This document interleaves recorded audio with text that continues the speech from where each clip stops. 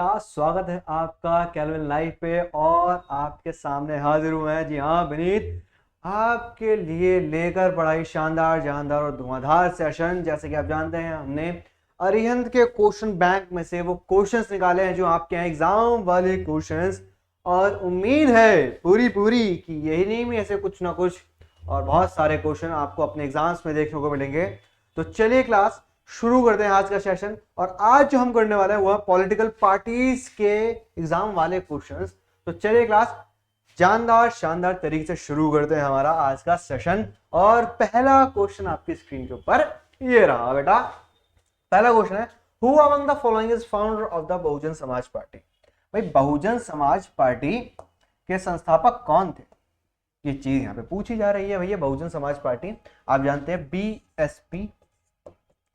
BSP, इसका जो चुनाव चिन्ह है वो एलिफेंट है यानी हाथी है। ठीक है, एलिफेंट है वो हाथी है। ठीक है, हाथी इसका चुनाव चिन्ह है। ये किस बेसिस पे काम करती है, सबसे पहले इसकी आइडियोलॉजी समझ लेते हैं बेटा। ठीक है, आइडियोलॉजी की जो बात करते हैं ये करते हैं दलित्स की बात। किसकी बेटा?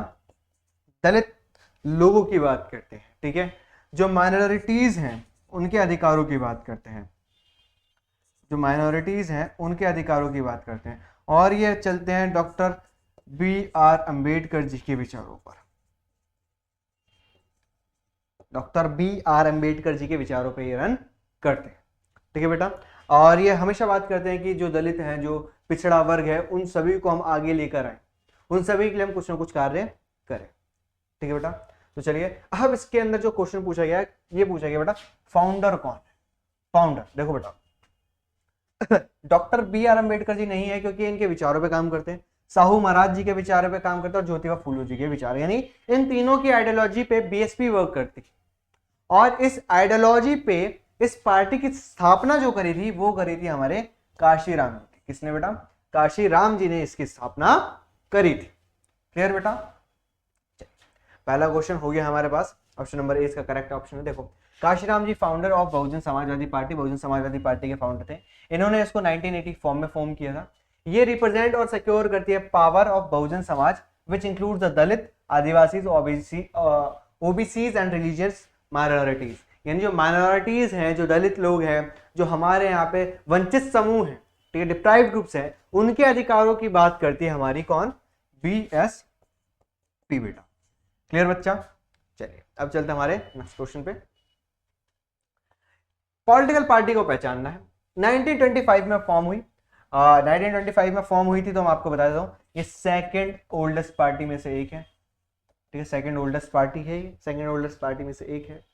ठीक है, इट बिलीव्स मार्क्सिज्म और लेनिज्म पे बात करती है, मार्क्सिज्म और लेनिज्म पे बात करते हैं, यानी समाजवाद की बात करती है बेसिकली ये। ठीक है, हम आप कह सकते हो कि हमारे समाज के अंदर एकता रहे, हमारे समाज के अंदर जो गरीब लोग हैं, जो बेसिकली जो आप कह सकते हो मजदूर जो लोग हैं, उनके अधिकारों की बात करते हैं, क्योंकि मार्क्सिस्ट और लेनिज्म इन्हीं की बात करते थे। व्लादिमीर लेनिन आपने पढ़ा होगा।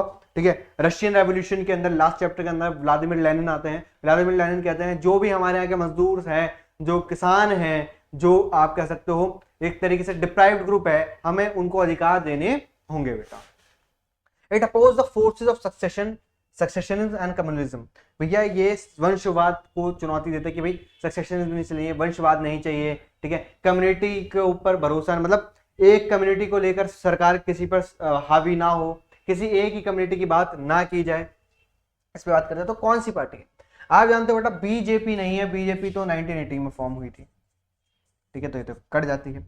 कम्युनिस्ट पार्टी ऑफ इंडिया, जी हाँ सीपीआई इसका सही ऑप्शन है, क्योंकि कम्युनिस्ट पार्टी ऑफ इंडिया, इसको मार्क्सिस्ट भी कहते हैं, इसको मार्क्सिस्ट भी कहते हैं, अलग अलग पार्टीज हैं ये तो। ठीक है, इन्हीं की फॉर्मेशन हुई थी 1925। ठीक है, एनसीपी नेशनल कांग्रेस पार्टी 1999 के अंदर बनी थी। ठीक है, ऑल इंडिया तृणमूल कांग्रेस 1998 में बनी थी। तो ये दोनों ही गलत हैं, तो जो सही ऑप्शन है वो क्या है हमारे पास? Communist Party of India. ठीक है बेटा, अगर कम्युनिस्ट पार्टी के बारे में आपसे पूछे जाएगा तो आप ये सारी लाइंस लिख सकते हैं मेरे बच्चा। चल अब चलते हमारे नेक्स्ट क्वेश्चन की तरफ। नेक्स्ट क्वेश्चन है सीपीआई है इसका सही आंसर। नेक्स्ट क्वेश्चन है हमारे पास, अब इसको मैच करना है। मैच बेटा, मैच तो है पहले से। Choose a correctly match pair, correct जो मैच हो, जो पेयर करेक्टली मैच है उसको चुनना है। देखो बीजेपी 1885 में बनी थी, आप कहोगे नहीं सर बीजेपी बनी थी 1980, ठीक है। और बीजेपी काम करती है हिंदुत्व की बात पे, ठीक है, हमारी संस्कृति की बात पे, हमारी आइडियोलॉजी, इनकी जो आइडियोलॉजी वो है संस्कृति है, ठीक है। इंडिया का जो कल्चर हेरिटेज है, जो उसका पहले से कल्चर हेरिटेज चला रहा है, जो हिंदुत्व की बात है उस पर बात करती है, ठीक है। तो इसका तो ये ऑप्शन गलत हो जाता है। इंडियन नेशनल कांग्रेस आप कहोगे सर 1980 में नहीं था, 1980 में तो बीजेपी थी, ये थी 1885 के अंदर, ठीक है। और जो कांग्रेस है वो पार्ट करती है सेकुलरिज्म की, ठीक है, कॉन्स्टिट्यूशनिस्ट की, ठीक है, तो ये भी नहीं है। ऑल इंडिया तृणमूल कांग्रेस 1998, बिल्कुल सही बात है सर, ये तो हुई थी, लेकिन नेशनल कांग्रेस पार्टी 1997 में नहीं हुई थी बेटा, क्लियर। ये कांग्रेस से स्प्लिट हुई थी, आईएनसी से स्प्लिट हुई थी, ठीक है। एनसीपी इस वक्त के महाराष्ट्र के अंदर मेन पार्टी के अंदर है, ठीक है। ऑल इंडिया तृणमूल कांग्रेस 1998 में बनी थी, और ये सबसे आप कह सकते हो सबसे यंगेस्ट नेशनल पॉलिटिकल पार्टी से एक है बेटा, क्लियर। तो भैया ऑप्शन नंबर सी इसका करेक्ट ऑप्शन हो जाता है बेटा। देखिए ऑल इंडिया तृणमूल कांग्रेस 1998 में फॉर्म हुई, जैसे हमने बात करी। भारतीय जनता पार्टी 1980 में फॉर्म हुई, इंडियन नेशनल कांग्रेस 1985 में हुई, और एनसीपी जैसे मैंने इससे पहले वाले क्वेश्चन में बताया था 1999 में फॉर्म हुई थी, और उसके जो इस वक्त के जो हेड हैं वो हैं शरद पवार जी, ठीक है। एनसीपी के जो हेड हैं वो शरद पवार जी हैं, क्लियर बच्चा। बहुत छोटी छोटी चीज है ये, आपके एक एक लाइन को क्लियर करेंगे कि आपने पार्टीज को कितने डेप्थ में पढ़ा है, नेशनल पॉलिटिकल पार्टीज को आप किस लेवल तक लेके गए हैं, ठीक है बेटा। नेक्स्ट बेटा, choose the correctly matched pair about the political parties. जो पॉलिटिकल पार्टीज की आइडियोलॉजी है उसके बेसिस पे इसको करेक्टली मैच हमें पता चलना है कि करेक्टली मैच कौन सा है। हर एक पार्टी की, हर एक पॉलिटिकल पार्टी की, जो हमारे पास 7 नेशनल पॉलिटिकल पार्टीज है, 7 नेशनल पॉलिटिकल पार्टीज जो है हमारे पास, इन सब की अलग अलग आइडियोलॉजी है, उन सब की हमें मेन आइडियोलॉजी पता होनी चाहिए। अगर आपसे क्वेश्चन पूछेगा पेपर में तो क्वेश्चन कुछ इस प्रकार से आएगा, किसी भी पॉलिटिकल पार्टी के बारे में पूछेगा और कहेगा उसको एक्सप्लेन करो, किसी भी पॉलिटिकल पार्टी को आप एक्सप्लेन करो। एक्सप्लेनेशन के अंदर एक तो उसकी फॉर्मेशन ऑफ ईयर कि कब फॉर्म हुई, अगर उसके हेड दे रखे हैं आपकी बुक में हेड, इसके अलावा उसकी आइडियोलॉजी क्या है, उसने लेटेस्ट के अंदर कितनी सीट्स या उसको कितने % वोट्स मिले, ये सब आप उसके अंदर लिखोगे, और ये 3 नंबर का क्वेश्चन इजीली बनेगा। और 3 नंबर में मेरे को उम्मीद है कि एक ना एक पॉलिटिकल पार्टी तो पूछनी ही चाहिए उसे। अगर पेपर अच्छा बनाएगा तो उसको एक ना एक पॉलिटिकल पार्टी तो पूछनी ही चाहिए भाई मेरे, क्लियर। तो communist Party of India social justice की बात करते हैं, नहीं सर सोशल जस्टिस की बात नहीं करती है, मार्क्सिज्म और लेनिज्म की बात करती है। एनसीपी गांधी सेकुलरिज्म की बात करती है, बिल्कुल करती है सर। आईएनसी मॉडर्निटी की बात करती है, नहीं सर मॉडर्निटी की बात करती है बीजेपी। लिबरेशनरी डेमोक्रेसी की बात बहुजन समाजवादी पार्टी नहीं करती, बहुजन समाजवादी पार्टी बात करती है किसकी बेटा, आपके दलित या माइनॉरिटीज के अधिकारों की, उनके हक की, उनके राइट्स, क्लियर। तो हमारे पास जो ऑप्शन नंबर बी है वो करेक्टली मैच है, यानी जो एनसीपी है वो गांधीयन सेकुलरिज्म की बात करती है, यानी गांधी जी का सेकुलरिज्म था। सेकुलरिज्म का मतलब होता है सभी धर्मों को समान समझना, धर्मनिरपेक्ष होना, किसी भी एक धर्म को बढ़ावा ना देना, क्लियर बेटा। इसकी बात एनसीपी करती है। ऑप्शन नंबर 20 का करेक्ट आंसर है। NCP supports ideology of Gandhian secularism, Gandhian secularism की बात करती है, डेमोक्रेसी की बात करती है, इक्वालिटी की बात करती है, सोशल सामाजिक न्याय की बात करती है, साथ ही फेडरलिज्म की बात करती है। यानी फेडरलिज्म आप जानते हैं कि भाई संघीय सरकार, यानी एक तो टॉप की गवर्नमेंट हो, फिर उससे नीचे हो, यानी सेंट्रल गवर्नमेंट की बात हो, स्टेट गवर्नमेंट हो और लोकल गवर्नमेंट भी हो, ये इसकी बात कर दी है, तीनों की बात करती है। फेडरलिज्म यही है, संघवाद। इसके अलावा एक चीज और कहती है, ये चीज कहती है बेटा कि भाई जितनी भी टॉप पोस्ट हैं उसमें सिर्फ और सिर्फ टॉप पोस्ट में सिर्फ और सिर्फ इंडियन ही हूं, यानी जो प्योर इंडियन है उन्हीं को वो अधिकार दिए जाने चाहिए और उन्हीं की पोस्ट पे वो होने चाहिए मेरा बच्चा, क्लियर। नेक्स्ट पे चलते हैं। अब देखिए, अब आपको इनके सिंबल्स भी पहचानने, ठीक है। मैंने आपको जो पॉलिटिकल पार्टीज के बारे में बताया था, क्या क्या बताया था आपको याद होगा। ईयर, अगर उसका फाउंडर दे रखे हैं फाउंडर, सेकंड थर्ड है उसकी आइडियोलॉजी, फोर्थ है उसके जो लेटेस्ट वोट या उसकी सीट्स हैं वो, और फिफ्थ कौन सा आएगा उसका सिंबल। ये सिंबल कौन सा, देखो ऑल इंडिया तृणमूल कांग्रेस, तृणमूल कांग्रेस का जो सिंबल है वो क्या है, ऑल इंडिया तृणमूल का कांग्रेस है फ्लावर एंड ग्रास, ठीक है। एनसीपी, एनसीपी की जो है वो है क्लॉक, ठीक है। इसके बाद आता है बहुजन समाजवादी पार्टी, मैंने अभी बताया था एलिफेंट है। कम्युनिस्ट पार्टी ऑफ इंडिया इसकी है गेहूं की वाली और क्लियर। देखो भाई, यानी यहां पर क्या हो गया हमारे पास, ए का क्या है बेटा, ए से हम पहचानते हैं ऑल इंडिया तृणमूल कांग्रेस का है 3, ए का 3 है, ठीक है। बी का देखते हैं, एनसीपी का है 4, यानी बी का जो है वो है 4। अब देखते हैं इन्हीं दो से निकालने की कोशिश करते हैं। देखो ए का हमारे पास था 3, ठीक है, ए का तो हमारे पास 3 और बी का था 4। ए का 3 कहाँ है? ए का 3 सर यहाँ पर है, ठीक है। क्या ए का 3 यहाँ पर है? नहीं है सर, इन दोनों में ही ए का 3 नहीं है। तो ये देखो ए का 3, बी का 4, सी का 2 और डी का 1। क्या यही पोजीशन यहाँ पे है बेटा?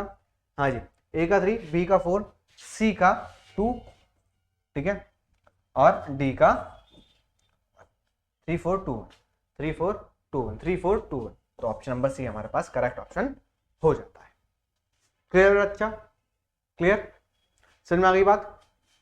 अब चलते हैं हमारे नेक्स्ट। इसी बात पे तो सी ऑप्शन इसका करेक्ट है। Correct match the following. अब ये दोबारा मैचिंग आ गई है। देखो Congress party, BJP, communist Party of India, Marxist, Telugu Desam party. अब इसके अंदर यहां पर ऑप्शन दे रखा है NDA, state party, UPA, left front, ठीक है। अब देखो यहां से निकालेंगे हम इसे।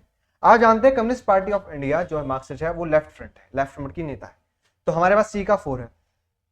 देखो सी का 4 कहाँ है? इसमें नहीं है, इसमें नहीं है, इसमें नहीं है, इसमें सी का 4। लेकिन क्या सर सी का 4 से ही हम सारे ऑप्शन लगा लेंगे? नहीं बेटा। अब आप जानते हो तेलुगु देशम पार्टी जो है वो एक स्टेट पार्टी है, यानी डी का 2 होना चाहिए, ठीक है। डी का 2 है, हाँ सर डी का 2, ठीक है। अब इसके बाद आते हैं हम ऑप्शन नंबर ए पे, कांग्रेस पार्टी यूपीए है, यानी यूनाइटेड प्रोग्रेसिव अलायंस है, यानी ए का 3 होना चाहिए बेटा, 3 है, बी का 1 है। देखो 3 यहाँ पर इन दोनों को कंफ्यूज करने के लिए दे रखा है, यहाँ पर 3, यहाँ पर 1, यहाँ पर 3, यहाँ पर 1, दोनों के अंदर ऑप्शन है। लेकिन जो अलग हो रहे हैं वो सी और डी की वजह से हो रहे हैं, सी और डी की वजह से हो रहे हैं, क्योंकि सी और डी के बारे में बहुत ही कम लोगों को पता होगा। ये ऐसा सीबीएसई मानती है, क्योंकि सीबीएसई वही उसी क्वेश्चन में, इसी ऑप्शन में फंसाती है जिसके अंदर आधे लोगों को कंफ्यूज, आधे लोगों ने वो चीज पढ़ी ना। क्लियर? चलिए फिर तो भैया इसका ऑप्शन नंबर सी इसका करेक्ट ऑप्शन हो जाता है हमारी तरफ से, ठीक है। क्यों हो जाता है मैंने आपको बताया। कम्युनिस्ट पार्टी लेफ्ट फ्रंट को डिनोट करती है, तेलुगु देशम पार्टी की स्टेट पार्टी है, कांग्रेस पार्टी का यूपीए अलायंस है, और भारतीय जनता पार्टी का जो है एनडीए अलायंस है, ठीक है बेटा। आप जानते हैं अलायंस क्या होता है? अलायंस होता है बेटा बिफोर इलेक्शन जब सारी पार्टी एक साथ आ जाती है उसको अलायंस कहा जाता है। लेकिन कोलिशन होता है जब पार्टीज आफ्टर इलेक्शन साथ आती हैं गवर्नमेंट फॉर्म करने के लिए। क्या फॉर्म करने के लिए? गवर्नमेंट फॉर्म करने के लिए। तो उसको हम कोलिशन कहते हैं, हिंदी में कहते हैं इसको गठबंधन की सरकार, ठीक है बेटा, गठबंधन की सरकार। क्लियर? चलेगा। और देखिए ऑप्शन नंबर 6 का करेक्ट ऑप्शन हो गया। अब आते हैं हमारे असर्शन और रीजन पे। असर्शन रीजन बहुत इंपॉर्टेंट पार्ट है, क्यों आपको ये पहले भी बताया था। असर्शन रीजन जो है वो आपकी बेसिक अंडरस्टैंडिंग को चेक करते हैं। आप जानते हैं इसके ऑप्शंस आपको पता है, A B C D. A जब ए एंड आर दोनों ट्रू हो और रीजन जो वो करेक्ट एक्सप्लेनेशन हो ए का, और ए और आर दोनों ट्रू हो बी ए होता है तब, लेकिन जो आर है वो एक्सप्लेनेशन नहीं है ए की। सी तब है जब आर ए ट्रू है लेकिन आर फॉल्स है, और डी तब है जब असर्शन सही और रीजन गलत, असर्शन गलत और रीजन सही है। चलिए क्लास इसी बात पे पहला क्वेश्चन देखते हैं। The constitution was amended to prevent elected MLAs and MP from the changing parties. बिल्कुल, और इसको हम क्या कहते हैं? इसको हम कहते हैं बेटा डिफेक्शन। इसको हम कहते हैं डिफेक्शन। डिफेक्शन को हिंदी में क्या कहते हैं? ठीक है, इसको हम कहते हैं दल बदल। क्या कहते हैं बेटा? दल बदल। दल बदल, पार्टी बदल जा भाई। पार्टी बदलने का पॉइंट क्या है? पार्टी बदलने का पॉइंट बेटा या डिफेक्शन को ये चीज समझो, डिफेक्शन है क्या? डिफेक्शन है क्या? पॉइंट ये है कि डिफेक्शन क्या बेटा? डिफेक्शन क्या होता है? फायदे के लिए एक नेता, एक लीडर या फिर नेता आप कह सकते हो, एक नेता दूसरी पार्टी में चले जाता है सिर्फ अपने बेनिफिट के लिए, कोर बेनिफिट के लिए। जब आप पार्टी को चेंज कर लेते हो तो उसको हम डिफेक्शन कहते हैं। और इस डिफेक्शन से क्या होता है? लोगों को बड़ा नुकसान होता है। लोगों को क्यों नुकसान होता है सर? बेटा मान के देखो, मैं ही हूं जो एक अभी तक पहले बीजेपी में था, अब मेरे को बीजेपी से सीट नहीं मिली तो मैं कांग्रेस में चला गया, ठीक है। या फिर मैं बीजेपी में था, लोगों ने मुझे जिताया, ठीक है, अब मुझे लगा बीजेपी की तो गवर्नमेंट नहीं बन रही, कांग्रेस की गवर्नमेंट बनी, तो मैं कांग्रेस में चला गया अपने फायदे के लिए। तो भाई ये क्या हो रहा है? ये हो रहा है जो चीज आपको पसंद नहीं मैं वही काम कर रहा हूं। अगर मान के देखो इस पार्टी में मैं, इस पार्टी में जहां मेरा मन करता मैं वहीं कूदता रहता हूँ, तो आप क्या कहोगे सर एक ही व्यक्ति है जो बीच में भी जा रहा है, कांग्रेस में भी जा रहा है, तो हमारे पास चॉइस ही नहीं बचती कुछ, हमारे पास चॉइस ही नहीं बच रही कुछ। अगर चॉइस नहीं बच रही तो हमें इसी व्यक्ति को मजबूरन जिताना पड़ेगा, और इसको रोकने के लिए कानून बना, डिफेक्शन लॉ बना। क्लियर, बात सही है। It should be made mandatory for political party to give 1/3 tickets to women candidates. बात तो सही है कि भैया हमने कैसे सुधारा, ये जो दोनों पॉइंट है, ये जो दोनों पॉइंट है, ये पॉइंट आते हैं आपके पॉलिटिकल पार्टी के रिफॉर्मेशन से। ठीक है, किससे आते हैं? पॉलिटिकल पार्टी के रिफॉर्म से, पॉलिटिकल पार्टी के रिफॉर्म से, कि पॉलिटिकल पार्टी को रिफॉर्म कैसे किया जाता है, ये यहां से पॉइंट निकल के आता है। पॉलिटिकल पार्टी को अगर आपको रिफॉर्म करना है, सबसे पहले डिफेक्शन लॉ लाना पड़ेगा जो आया हुआ है। इसके अलावा जो वुमेन्स हैं, जो महिलाएं हैं हमारे देश की, उनको 1/3 सीट जो है वो रिजर्व करनी पड़ेगी, मतलब 1/3 सीट उनके लिए रिजर्व करनी पड़ेगी, क्योंकि हाई पोस्ट पे हमने देखा है मैक्सिमम जो वुमेन्स है वो जा नहीं पाती। ठीक है, उनको वो लीडरशिप क्वालिटी नहीं मिल पाती, तो उनको आगे बढ़ाने के लिए हमने जो है रिजर्वेशन दिया। क्लियर, दोनों बात तो सही है, बात तो दोनों सही है क्या, लेकिन डिफेक्शन और वुमेन्स रिजर्वेशन का कोई आपस में लेना देना है आपको कि नहीं सर? असर्शन कह रहा कि डिफेक्शन होना चाहिए, इसका रीजन ये था कि लोग बहुत जल्दी जल्दी अपनी पार्टी को चेंज कर रहे थे, लेकिन रीजन दिया है कि महिलाओं को 1/3 सीटें दे दी। तो भैया रीजन जो है वो गलत है, मतलब रीजन जो है वो एक्सप्लेनेशन नहीं है एक, लेकिन जो रीजन है वो बात सही है। ये बात सही है कि हमने वुमेन्स को 1/3 रिजर्वेशन दिया, लेकिन ये बात सही, ये इसका रीजन जो है नहीं है असर्शन का, ये असर्शन का रीजन नहीं है। क्लियर, तो यानी ऑप्शन नंबर 20 का करेक्ट ऑप्शन होना चाहिए। देखिए ऑप्शन नंबर 20 का करेक्ट ऑप्शन है, देखिए क्यों है। The constitution was amended to prevent elected MLAs. Constitution का अमेंड किया गया, अमेंड का मतलब होता है बदलना, अमेंड का मतलब होता है बदलना, बदलने का मतलब है यहाँ पर ये नहीं कानून बदल दिया भैया, कानून के अंदर संशोधन करना। क्या करना, हिंदी के अंदर इसको कहते हैं हम संशोधन करना। क्या करना बेटा, संशोधन करना, कानून के अंदर संशोधन करना। संशोधन का मतलब उसके अंदर थोड़े थोड़े बदलाव करना। जैसे जैसे जैसे मान के देखो बेटा, आपको अपना प्रोजेक्ट पसंद नहीं आया, या फिर आपने खाना बनाया बड़ी मेहनत से 2 घंटे बनाया, आप घर पे अकेले, आपने खाना बनाया उसमें नमक कम, तो ऐसा तो नहीं ना आप पूरा खाना ही बदल दोगे कि भैया खाना ही नहीं खाना, उसमें नमक डाल। ठीक है, आप में से कुछ जिगर वाले होंगे जो पूरा ही खाना कह रहे हैं, अरे हम नहीं खाएंगे, हम तो दोबारा बनाएंगे। ऐसा नहीं होता, संविधान के अंदर कुछ कमियां हैं तो उसको पूरा किया जाना चाहिए, ऐसा नहीं है कि पूरा ही संविधान बदल दोगे। क्लियर, प्रिवेंट इलेक्टेड एमएलए, कि भैया एमपी और एमएलए को जो इलेक्ट किए गए हैं वो पार्टी ना बदल लें, कि पार्टी को चेंज करने से रोका गया, इसलिए कानून बनाया गया। This was done because many elected representative were indulging themselves in defection in order to become ministers और फॉर कैश रिवॉर्ड्स। मैंने अभी आपको बताया फायदे के लिए भैया मिनिस्टर बना दिया जाता है। ठीक है, मैं कांग्रेस के अंदर हूं, मान के देखो मैं बीजेपी के अंदर हूं, ठीक है, बीजेपी से जीता, लेकिन सरकार कांग्रेस की बन गई, अब मेरे को मिनिस्टर बनना, मैंने मिनिस्टर के लालच में कहा कि भाई साहब हम आपकी पार्टी में आ रहे हैं, और उस पार्टी में चला गया बीजेपी को कमजोर करते हुए, तो अब मुझे पार्टी का पद दे दिया, या फिर मेरे से कहा गया हम आपको 200 करोड़ रुपए देंगे, इधर आ जाओ, तो मैं इधर पहुंच गया। तो भाई क्या है, मैं अपनी पार्टियां बदल लूं, कभी इस पार्टी में कभी इस पार्टी में, तो भैया इस पार्टी और इस पार्टी से रिलेटेड पॉइंट जो है वो डिफेक्शन कहलाता है। अब सरकार को ये सब रोकना था, तो सरकार ने चीजों का अमेंड करना स्टार्ट कर दिया कि भाई कोई भी व्यक्ति पैसे के लालच में अगर इधर से उधर जाता है, मिनिस्ट्री के लालच में इधर से उधर जाता है, तो उसके जो मान्यता है वो रद्द कर दी जाएगी, नहीं उसको नेता नहीं माना जाएगा। रिफॉर्म, पॉलिटिकल पार्टी के रिफॉर्म के लिए political party it was suggested, ये सजेस्ट किया गया मिनिमम नंबर ऑफ टिकट, जो कम से कम जो टिकट है उसके अंदर जो 1/3 यानी 1/3 टिकट्स जो है वो वुमेन्स कैंडिडेट्स को दी जानी चाहिए, वुमेन्स कैंडिडेट्स को दी जानी चाहिए।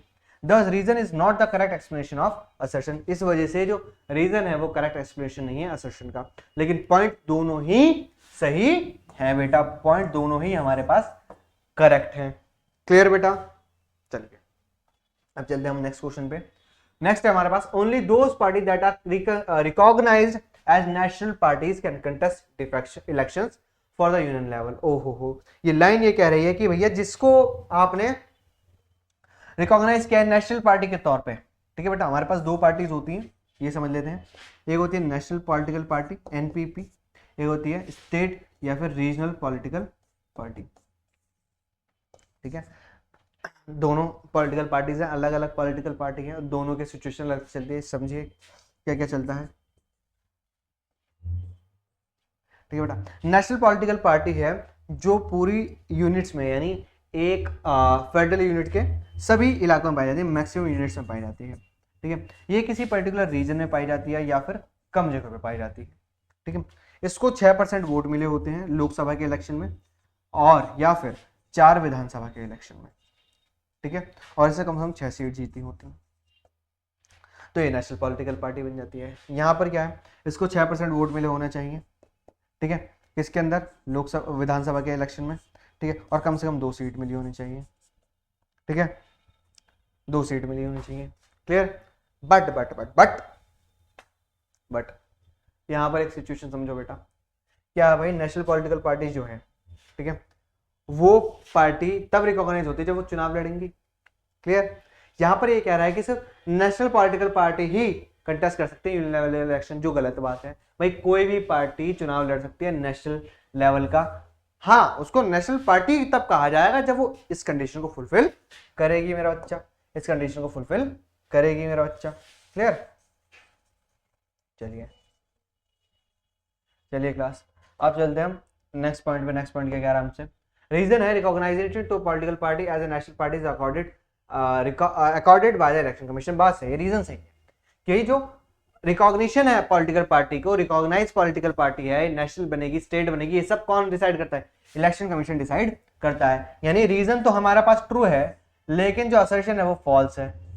ठीक है, तो यानी इसका ऑप्शन नंबर, जहां तक मेरे को याद आ रहा है, इसका ऑप्शन नंबर डी होना चाहिए। इसका ऑप्शन नंबर डी होना चाहिए। देखिए, ऑप्शन नंबर डी इसका करेक्ट आंसर है। क्यों, आ जानते हैं। A is false as political parties whether it is state और नेशनल, चाहे वो स्टेट की पॉलिटिकल पार्टी हो या नेशनल पॉलिटिकल पार्टी, वो यूनियन लेवल का इलेक्शन कंटेस्ट कर सकते हैं। यानी यूनियन लेवल के जो इलेक्शन होते हैं, जो प्रधानमंत्री जो इलेक्शन होता है, वो लड़ सकती हैं। ठीक है बेटा, रीजन ट्रू है। क्यों, इलेक्शन कमीशन जो है वो ट्रीट करता है ऑल पार्टीज को इक्वली, कि सभी पार्टी को इक्वली ट्रीट करेगा, लेकिन कुछ पार्टी को रिकॉग्नाइज कर देता है। और जो रिकॉग्नाइज पार्टीज होती हैं उनको कुछ ना कुछ प्रिविलेजेस मिलती मिलती हैं। ठीक है, facilities, some special facilities to large and established parties like national parties. ठीक है, these parties are given unique symbol, इनको एक यूनिक सिंबल दिया जाता है। ठीक है, only the official candidates of the party can use election symbol. और जो ऑफिशियल कैंडिडेट्स होते हैं, जो उस पार्टी से अपना पर्चा बढ़ते हैं या फिर अपना नॉमिनेशन करते हैं, सिर्फ वही व्यक्ति उस सिंबल का इस्तेमाल कर सकता है और कोई भी दूसरा व्यक्ति उस सिंबल का इस्तेमाल नहीं कर सकता मेरा बच्चा। क्लियर। अब आ गए आपके long question. Explain 3 components of political party. तीनों कंपोनेंट्स बताने हैं पॉलिटिकल पार्टी का, और इसको मैंने हमेशा से याद कराया आपको, इंस्टाग्राम से याद कीजिए। ठीक है, इंस्टाग्राम से याद करा रखा है। इंस्टाग्राम से क्या क्या याद करा रखा है। अगर आप कोई रील बनाते हैं, ठीक है, रील बनाते हैं, तो उसके अंदर 3 चीजें हैं। एक तो भैया एक्टर होता है जो लीड रोल में होता है।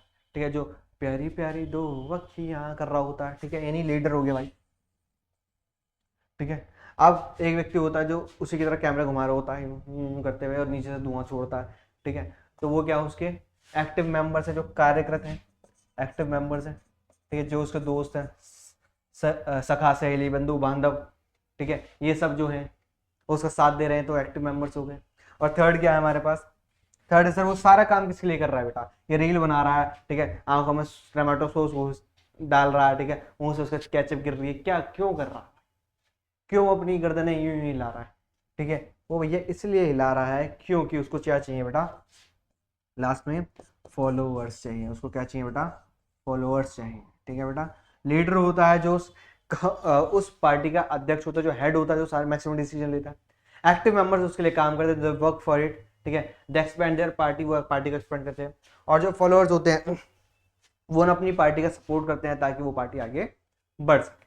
क्लियर। और ये 3 ही कंपोनेंट्स है पॉलिटिकल पार्टी के, जो ये रहे।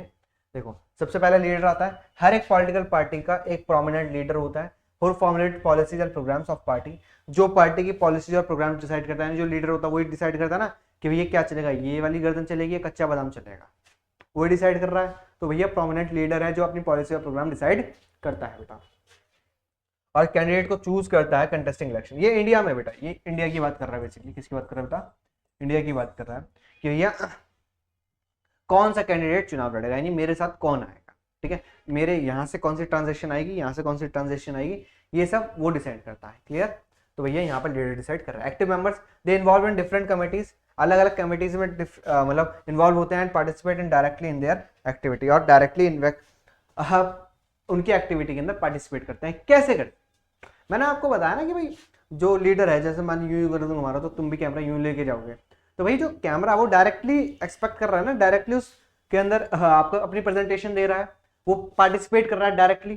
क्लियर? वैसे और इसको और अच्छे से एग्जांपल सुन लो। अगर आपने कभी इलेक्शन देखा हो, आपने कभी रोड पे गए हो, तो आपने वहां पे एक फोटो देखी होगी, टिल्लू भाई को जन्मदिन की हार्दिक शुभकामनाएं, ठीक है, अध्यक्ष मतलब कुछ ना कुछ लिख देंगे वो अपने नीचे, ठीक है। वो क्या है? वो एक्टिव मेंबर्स है जो लोगों को बता रहे कि आज इन भाई का जन्मदिन है, ये हमारे नेता हैं। होता ना, बहुत बार आपने देखो पोस्टर्स देखोगे, वो क्या है? वो एक्टिव मेंबर्स ही तो काम कर रहे हैं। लास्ट है followers, they believe that the party ideology and support their party by casting their votes in favor of the party at the time of the election। भैया आपने रील क्यों बनाई? ताकि फॉलोअर्स बढ़े, फॉलोअर्स को लगता है हाँ ये बहुत अच्छा कंटेंट दे रहा है हमें, तभी तो हम इसको फॉलो कर रहे हैं। सेम जो पार्टी की आइडियोलॉजी है वो मेरे को अगर अच्छी लग रही है तो मैं उस पार्टी को फॉलो करूंगा कि भाई ये मेरा काम कर रहे हैं, ये लोग मेरी बात सुन रहे हैं और ये कहीं ना कहीं मुझसे जुड़े हुए हैं। तो फॉलोअर्स भी जो होते हैं बेटा, वो पार्टी की आइडियोलॉजी पे विश्वास करते हैं, उनको सपोर्ट करते हैं और अपना वोट करते हैं उस पार्टी के फेवर में, ताकि वो पार्टी जीते, सत्ता में और हमारे काम करे बेटा। क्लियर? अब चलते हैं नेक्स्ट पे। नेक्स्ट है बेटा, state any two advantage of multi party system, in what way is alliance different from coalition. मैंने अभी बताया आपको multi party system. Multi party system क्या है? सर पार्टी सिस्टम क्या है? पहले तो सर पार्टी सिस्टम समझा दीजिए बेटा। पार्टी सिस्टम आप जानते हो, पार्टी सिस्टम के अंदर होता है जिस देश के अंदर सिंगल पार्टी होगी, वन पार्टी होगी, ठीक है, वो आपका हो जाएगा वन पार्टी सिस्टम। जिसके अंदर दो पार्टी होगी उसको टू पार्टी सिस्टम कहते हैं। जैसे कि आप यूएसए और यूके की बात करते हैं, वन पार्टी के अंदर चाइना हो गया, ठीक है। अब मल्टी पार्टी सिस्टम क्या होता है? मल्टी पार्टी सिस्टम होता है जिसके अंदर मोर देन टू पार्टीज हो, मोर देन टू और three parties, more than two और थ्री पार्टीज हो, यानी दो या तीन से अधिक पार्टी जिसके अंदर होती है वो हो जाता है हमारा मल्टी पार्टी सिस्टम हो जाता है। क्लियर बेटा? इसके फायदा क्या है? इसके फायदा ये है कि हमारे पास बहुत सारे ऑप्शन अवेलेबल हो जाते हैं, ठीक है। लोगों की अलग अलग आइडियोलॉजी आ जाती है, हर एक ग्रुप को आप कह सकते हो, हर एक ग्रुप की मैक्सिमम, हर एक ग्रुप की, ठीक है, कंट्रीब्यूशन आ जाता है, हर एक ग्रुप का कंट्रीब्यूशन आ जाता है, हर एक तरीके की हमारे पास आइडियोलॉजी हो जाती है, ठीक है। ये सब क्या है? ये सब है बेटा पार्टी सिस्टम या फिर मल्टी पार्टी सिस्टम के फायदे। क्लियर? और अलायंस और कॉलिशन में क्या डिफरेंस है? ये हम अभी पढ़ के आए हैं बेटा। अलायंस जो होता है, जो अलायंस होता है, ठीक है, अलायंस होता है बिफोर इलेक्शन, जब पार्टी एक साथ आती है to contest the election. Clear? To contest the election when the party, ठीक है, कम टुगेदर। लास्ट नेक्स्ट है कॉलिशन। कॉलिशन होता है after the election to form the government, government form करने के लिए, when nobody got the major proportion of votes और the major seats, ठीक है, और द मेजोरिटी। जब किसी भी पार्टी की मेजोरिटी नहीं मिलती तब सारी पार्टी एक साथ आती हैं, ठीक है, और सरकार बनाती है। इसको हम कॉलिशन गवर्नमेंट या फिर गठबंधन की सरकार कहते हो मेरा बच्चा। क्लियर? चलिए अब इसको आंसर देखते हैं। देखो मल्टी पार्टी सिस्टम का एडवांटेज क्या है? This system allow variety of interest, opinions, ideology मिलती है, पॉलिटिकल रिप्रेजेंटेशंस मिलता है, अभी बताया रिप्रेजेंटेशन मिलती है, अलग अलग लोगों के विचारधाराएं आती हैं इसके अंदर, ठीक है। सेकंड है under this system the choice of voters, voters के पास बहुत सारी चॉइस हो जाती है, सिर्फ दो वोटर नहीं, एक कैंडिडेट नहीं, हमारे पास लाखों कैंडिडेट्स हैं, हम किसी को भी जा सकते हैं जो हमारी बात मानेगा या फिर जो हमारे लिए अच्छा काम करेगा बेटा। क्लियर? चलिए अलायंस देखते हैं। जब सेवरल पार्टी ज्वाइन करती है for the purpose of contesting election, चुनाव लड़ने के लिए, यानी चुनाव से पहले ही हाथ मिला लेती है कि हमें चुनाव लड़ेंगे, it is called an alliance. और इसको अलायंस कहते हैं जैसे एनडीए, ठीक है, यूपीए, ठीक है, लेफ्ट फ्रंट, ये क्या है? अलायंस। क्लियर? कोलिशन गवर्नमेंट की बात करते हैं। When no single party gets a majority in the election, यानी भैया इलेक्शन हो चुके, आफ्टर इलेक्शन किसी को भी मेजॉरिटी नहीं मिली, तब क्या करते हैं?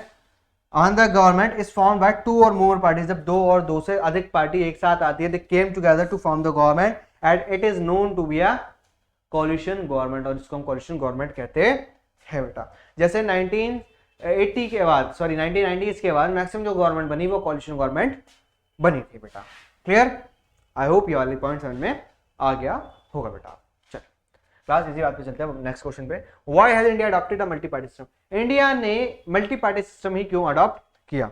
देखो आप अगर इंडिया का बैकग्राउंड देखो, इंडिया के बारे में जानो, ये समझो, ठीक है। इंडिया एक ऐसा देश है जहां पर बहुत चीजें डाइवर्स हैं, हम डाइवर्स कल्चर के, हम किसके हैं बेटा, डाइवर्स कल्चर के, हम डाइवर्स कल्चर के, बहुत डाइवर्स है हमारा कल्चर, अलग अलग तरीके के लोग इंडिया में रहते हैं, अलग अलग विचारधाराएं हैं हमारे पास, हमारे पास डाइवर्स कल्चर है, आइडियोलॉजी हमारी डिफरेंस है, ठीक है। हर एक एरिया के अंदर, हर एक रीजन के अंदर अलग अलग सिनेरियोज हैं, हर एक पर्सन की नीड अलग है।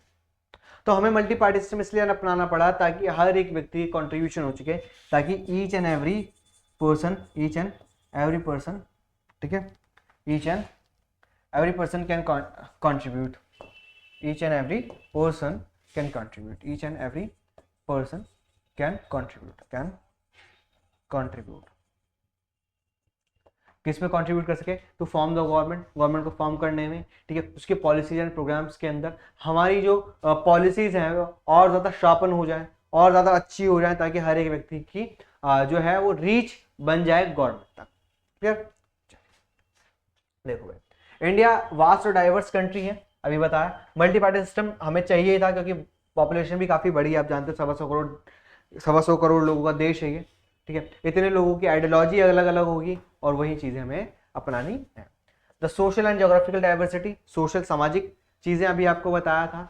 कल्चरल डाइवर्सिटी हमारी अलग है, सोशल डाइवर्सिटी अलग है, पॉलिटिकल जोग्राफिकल डाइवर्सिटी अलग है, जो दो या तीन पार्टी जिसको आप रिप्रेजेंट नहीं कर सकते। अगर मैं आपसे कहूँ कि भारत के अंदर 2800 राज्य हैं और हर एक स्टेट के अंदर अलग अलग तरीके के लोग रहते हैं, और मैं कह दूं कि एक पार्टी आएगी और इन सबको रिप्रेजेंट करेगा, आपको ऐसा हो ही नहीं सकता, हो ही नहीं सकता। हमको अलग अलग लीडर्स चाहिए, हमें अलग अलग पार्टीज चाहिए। Multi party system India involve long time, बहुत लंबे समय तक चला, और ये हमारे नेचर, सोसाइटी के नेचर पे डिपेंड करता है। सोशल रीजनल डिवीजन है, हिस्ट्री पॉलिटिक्स, क्योंकि आप जानते हैं सबके अपने अपने विचार होते हैं, सब अपने अपने इतिहास को, भारत के इतिहास को अपने अपने तरीके से मानते हैं। और तो और हमारे यहाँ के जो लोग हैं वो अपनी विचारधाराओं को अलग ही समझते हैं, अलग इस तरीके से समझते हैं कि भाई मेरी विचारधारा अलग है, मेरी आइडियोलॉजी अलग है, आपकी आइडियोलॉजी अलग है, किसी और की अलग होगी। तो भैया ऐसा है ना कि हम सबकी आइडियोलॉजी अलग अलग है, तो हम क्या कभी एक पार्टी को फॉलो करेंगे? आपको नहीं सर, हम अलग अलग पार्टी को फॉलो करेंगे। कोई कांग्रेस को करता है, कोई बीजेपी, कोई बीएसपी, कोई सीपीआई, ठीक है, कोई एनसीपी, हर एक व्यक्ति अलग अलग पार्टी को फॉलो करता है। नेक्स्ट है बेटा, मल्टी पार्टी सिस्टम एक हेल्थी कंपटीशन को बढ़ावा देता है। हाँ, क्योंकि हमारे पास अलग अलग पार्टी है तो कोई भी जीत सकता है, तो हर एक व्यक्ति को उस तरीके से काम करना पड़ेगा, हर एक पार्टी को काम अच्छे तरीके से करना पड़ेगा बेटा। Between different parties and prevent dictatorship, और डिक्टेटरशिप को रोकता है, यानी तानाशाही को रोकता है, क्योंकि भाई कभी भी कोई भी आ सकता है और कभी भी एक पार्टी लंबे समय तक सत्ता पे काबिज नहीं रह सकती। Single party. Indian constitution declare India as a democratic country, Bharat एक डेमोक्रेटिक कंट्री है। Multi party system fulfil this criteria, और मल्टी पार्टी सिस्टम इस क्राइटेरिया को फुलफिल करता है कि नहीं, लोगों की बात सुनी जाए। और अगर लोगों की बात सुनी, अगर आपको लोगों की बात सुननी है तो लोगों की बात कैसे सुनोगे? क्योंकि यहाँ पे तो अलग अलग लोग हैं, अगर अलग अलग लोग हैं तो अलग अलग पार्टीज दे दो, अगर अलग अलग पार्टीज दे दी तो सीधी बात है आपके पास अलग अलग विचारधारा के लोग आएंगे और आप उन्हीं की तरह काम कर पाएंगे। क्लियर बच्चा? चलिए अब चलते हैं हमारे नेक्स्ट क्वेश्चन पे। How are political parties recognize regional and national political parties? अभी आपको मैं पीछे बता के आया हूँ, उसको सिनेरियो कंपेयर करके आया हूँ।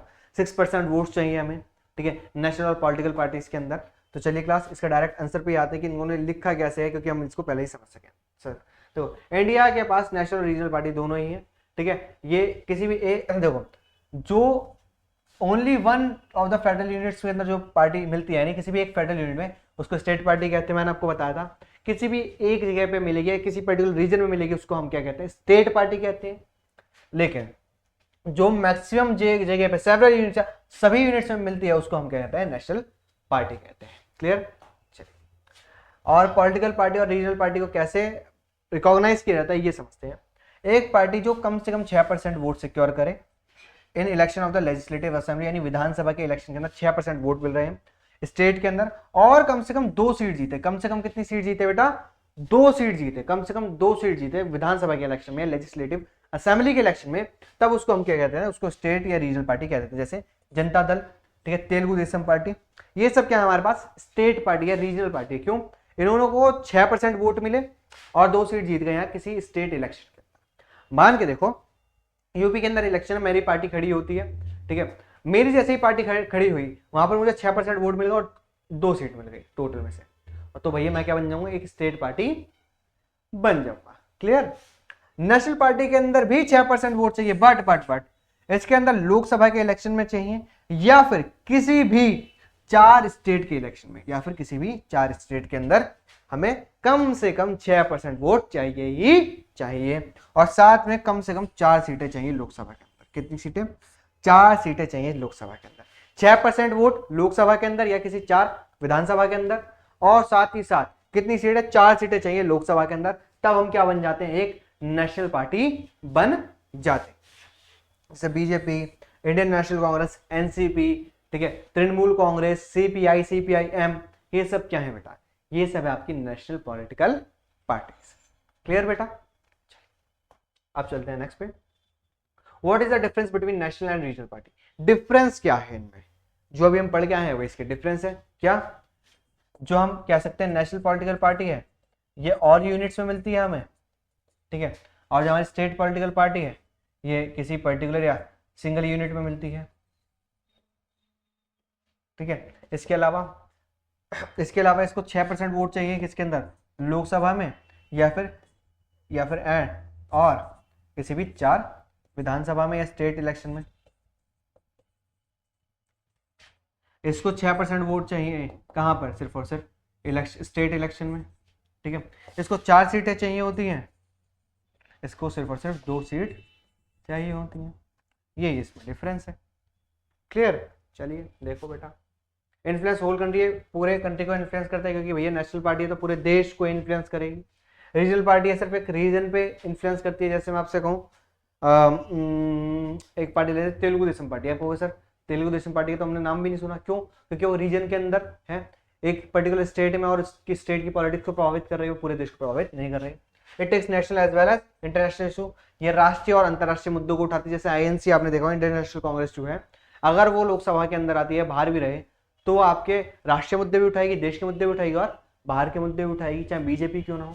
लेकिन ये सिर्फ रीजनल या स्टेट इंटरेस्ट के मुद्दे उठाती है, छोटे छोटे मुद्दे उठाती है कि हमारे स्टेट में पानी नहीं है, कावेरी कृष्णा का विवाद चल रहा है, ठीक है, हमारे स्टेट के अंदर नौकरियां नहीं है, पुलिस के अंदर घोटाले हो गए, ये सब चलता है स्टेट की पार्टी में। नेक्स्ट देखो, इसको एटलीस्ट 6% टोटल वोट्स मिलते हैं लोकसभा के अंदर या फिर असेंबली इलेक्शन में किसी भी 4 स्टेट के, और विनर और कम से कम 4 सीटें जीत जाए। इसके अंदर क्या है, 6% वोट तो मिले, लेकिन टोटल वोट किसका? लेजिस्लेटिव असेंबली का या फिर स्टेट इलेक्शन का of state, and win at least 2 seat, और कम से कम ये 2 सीट जीत जाए, तो उसको हम क्या कहते हैं? रीजनल पार्टी कहते हैं मेरा बच्चा। क्लियर? कोई भी 5 फंक्शन बता दो पॉलिटिकल पार्टी के, या फिर कोई रूल बताओ, 2020 में आया, इंपॉर्टेंट क्वेश्चन हो जाता है, ठीक है। क्या है 5 फंक्शन? कंटेस्ट इलेक्शन, चुनाव लड़ना भैया, इलेक्शन लड़ना सबसे इंपॉर्टेंट काम है। मैंने आपको बताया था भाई, कोई भी पार्टी है, कोई भी व्यक्ति है जो चुनाव लड़ रहा है, उसका मन क्या है? मतलब गेम खेलना। कंटेस्ट इलेक्शन पॉलिटिकल पार्टी का सबसे पहला काम, कंटेस्ट इलेक्शन। अगर मान के देखो आप कोई गेम खेलो तो हारने के लिए खेलोगे आपको? नहीं सर, जीतने के लिए खेलेंगे। अगर वो जीत गए तो क्या करेंगे? टू फॉर्म द गवर्नमेंट,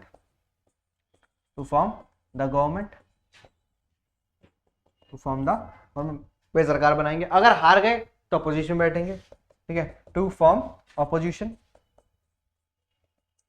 इसके अलावा कानून बनाएंगे, टू मेक लॉस, कानून भी बनाएंगे भाई। देखो भाई, ये 3 पॉइंट तो हमेशा याद रहेंगे। क्यों? गेम खेलेंगे, गेम का मतलब इलेक्शन लड़ेंगे भाई, कंटेस्ट इलेक्शन। अगर इलेक्शन लड़ रहे हैं तो जीतेंगे तो सरकार बनाएंगे, हारेंगे तो अपोजिशन बनाएंगे। 3 पॉइंट तो हमेशा ही आपके माइंड में हमेशा रहेंगे, छाप लो। गेम के थ्रू समझ लो भाई से, अगर जीत गए सरकार बनाएंगे, हार गए तो अपोजिशन में बैठ जाएंगे। क्लियर? नेक्स्ट है कानून बनाएंगे, मेक लॉस, कानून बनाते हैं। इसके अलावा पॉलिसीज एंड प्रोग्राम्स बनाते हैं। क्या बनाते हैं? पॉलिसीज एंड प्रोग्राम्स बनाते हैं।